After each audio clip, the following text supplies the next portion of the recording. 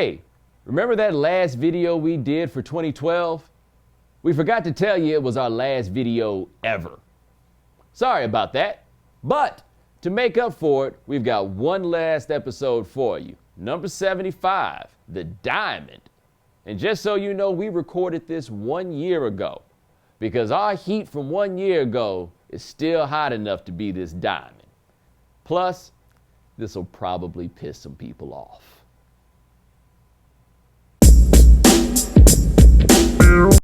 San Diego, California, January 31st, 1988. Site of Super Bowl 22 and site of another great moment in beat 'em down history. The Washington Redskins and the Denver Broncos were the two teams set to square off in Super Bowl 22. The starting quarterback for Washington was Doug Williams, who may or may not have been black. That's right, Doug Williams may or may not have been the first African-American quarterback to start in the Super Bowl, while the Broncos quarterback was John Elway, a man so white he played baseball. You know, we don't know necessarily how much this sort of thing matters, but that's what you had here.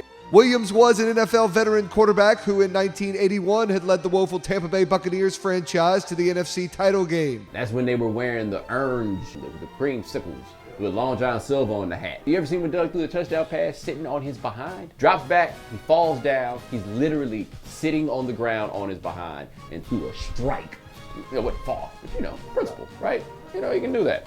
Super Bowl 22 started with the Broncos receiving the opening kick and taking the early lead. It scored the fastest touchdown in Super Bowl history. Elway threw a strike, touchdown. Let's go, right? At the end of one quarter, Denver led 10-0 and it even knocked Doug Williams out of the game for a brief stint, but he would return for the second quarter. You ask the average person on the street anything about Doug Williams, they don't know anything other than the second quarter of Super Bowl 22, and it does not matter what else might have happened. And what happened in that second quarter? Beat 'em down! That's what happened in the second quarter. Touchdown, touchdown, touchdown, touchdown, touchdown. Just boom, boom, boom, boom, boom, over and over and over again. It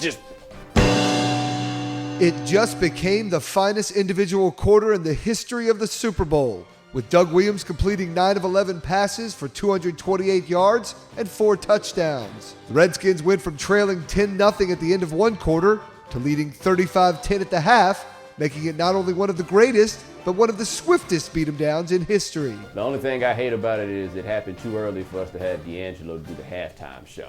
D'Angelo could have come in, taken his shirt off, had that gold chain on, and all he just had to say was, that's it.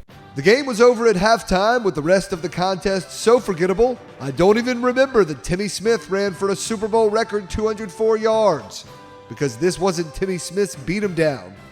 This was Doug Williams' beat 'em down, although Williams would not be alone in celebrating. All I'm going to say is this. I remember what it was like to go to people's jobs the day after Obama won. I just think I want Denver to win. I don't know. I just like orange. Those people. Hey, after everything that had ever happened with all these guys from here on, have you ever heard somebody with the Joe Gilliam, Terry Bradshaw story when people tuned into Monday Night Football to see Jefferson Street Joe start for the Steelers and they look up and it's Terry Bradshaw and Joe never started again. Doug Williams won it in the Super Bowl in front of everybody and there was like nothing that anybody could say about it. Oh yes, they could. They could say it was another great moment in beat 'em down history.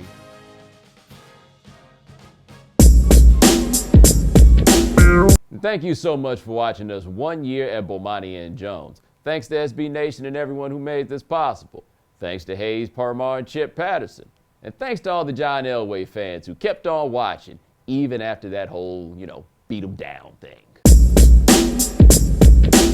And he was a first-round pick. Remember that, out of Grambling was a first-round pick. He's the dude that threw the passes that split people's hands right there. And then they went to the NFC Championship game in Tampa. He wound up going to the USFL because when it came time for a contract, they offered him less money than 6 backups or something like that were making in the NFL at the time. The USFL is like, we want to get good players.